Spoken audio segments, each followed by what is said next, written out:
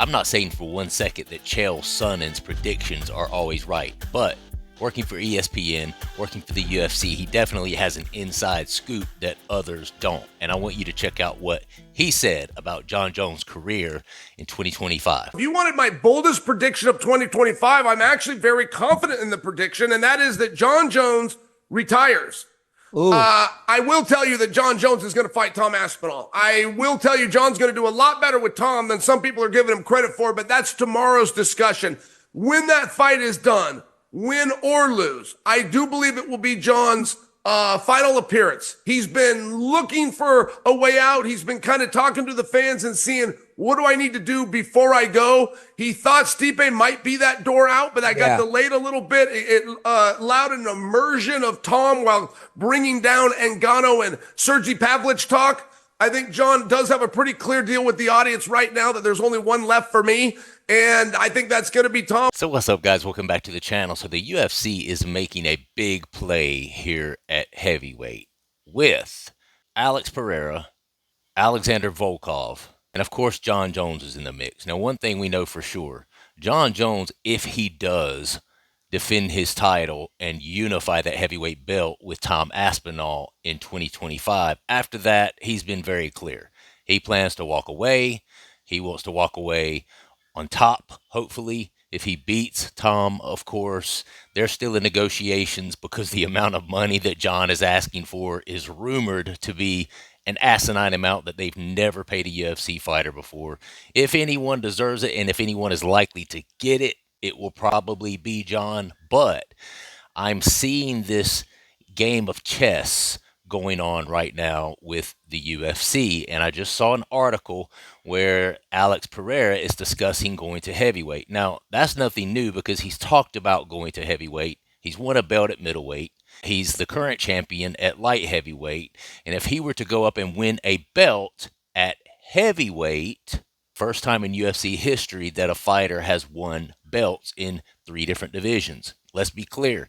Anytime the UFC can get a first time in history, it's huge. Alex Pereira is already a big star. Just like when Conor was the first to be a 2-division champion, Alex Pereira could potentially be the first to be a 3-division champion.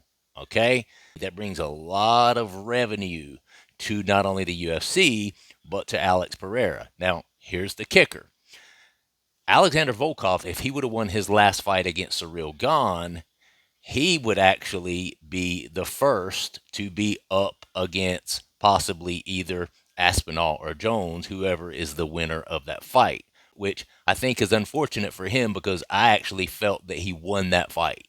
Even Ciryl Gane was not impressed with his own performance in that fight. That's how much it looked like Alexander Volkov won that fight.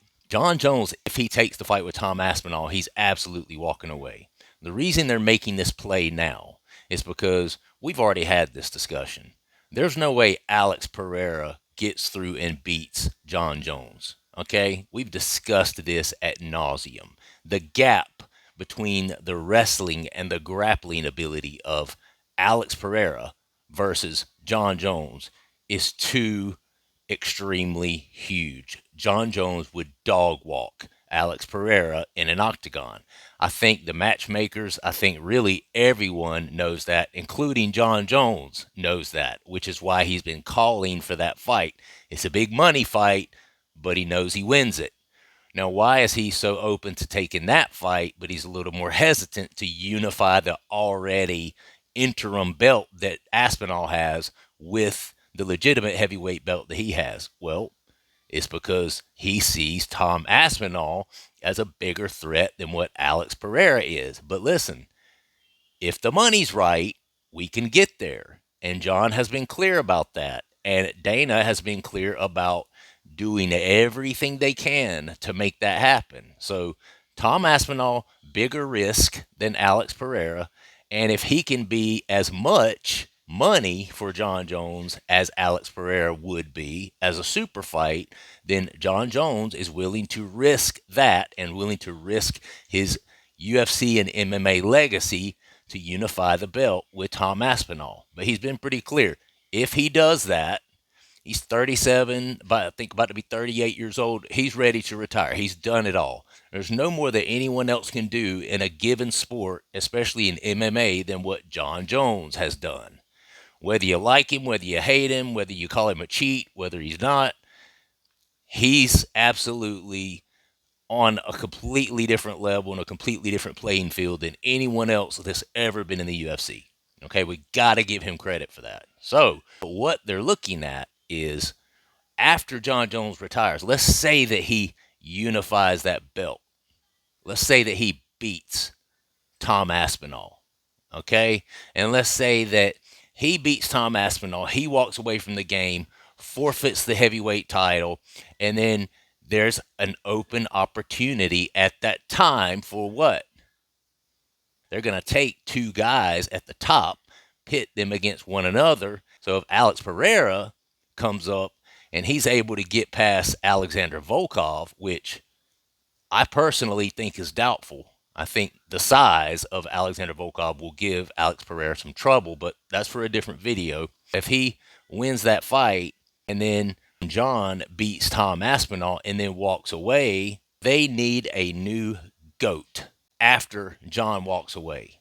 John is in this position to bring the UFC more revenue within the next year than they possibly have ever made, okay? Because you best believe if they're talking about paying him 2, 3, 4, 5 times what he has ever made before, they must believe that this would be the biggest fight in UFC history, and the big heavyweight events usually are. That nothing really gets bigger than the baddest man on the planet. Not only the one that is the greatest, but the one that is the biggest and heaviest and the baddest. There's just something special about the heavyweights, okay? So they know that they have an opportunity to score big with John Jones in his last year within the UFC, okay? But then what?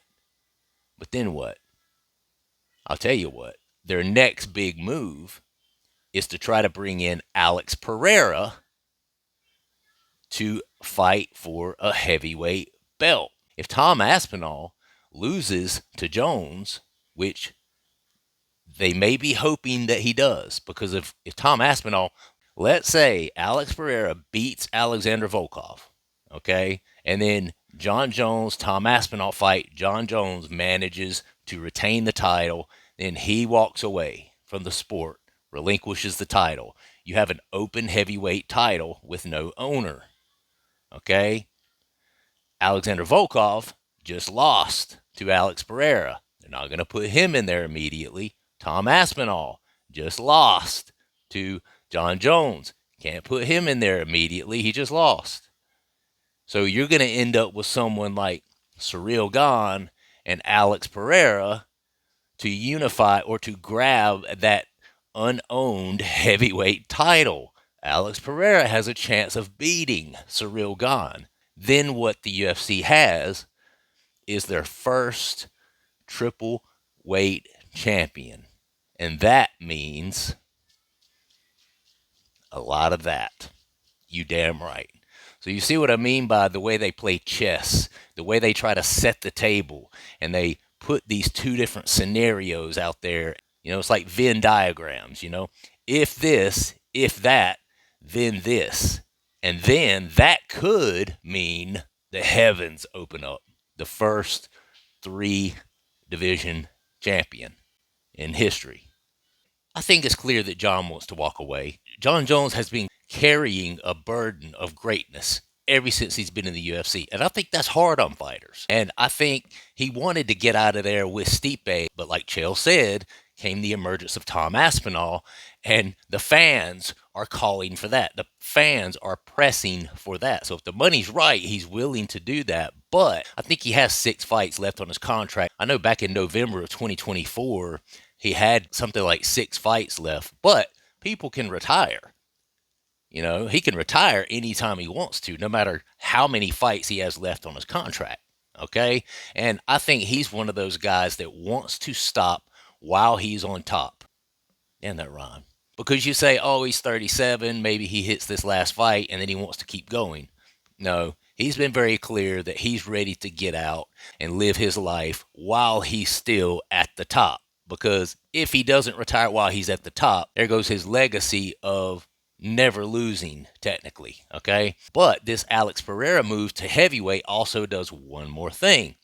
Let's say Jones does beat Aspinall. Let's say Pereira does come up and he ends up beating Alexander Volkov. That right there sets the table for one last huge super fight between Jon Jones and Alex Pereira, which Jon Jones has been adamant for quite a long time that he would love that super fight. That will be one more banger, one more huge bag for Jon Jones, and he could end on a fight that I think he feels very confident that he could win because of his grappling prowess over Alex Pereira. Okay, so it's a win-win for UFC. It's a win-win for Jon Jones because I think if he beats Aspinall, he would be willing to stay around for one more super fight against Pereira. And it's really a win for Alex Pereira because he already has 2 belts in 2 divisions. No one's going to give Alex Pereira a hard time if he goes up and gets out-grappled and loses to Jon Jones. I mean, he's already won the middleweight and light heavyweight belts. What are they going to do? Shame him for not winning belts in 3 divisions when nobody else in UFC history has ever done that? It's a win-win for everybody, especially Jones. He gets the money that he wants from Aspinall, and then he has the opportunity to get that one last huge payday. And it's a fight that he feels confident he can go out there and put a grappling clinic on Alex Pereira, take out that badass, and then he walks off into the sunset. So that's what I think. Let me know what you guys think about it. Subscribe to the channel if you would, like the video, and comment down below. I'll see you guys on the next one. Peace.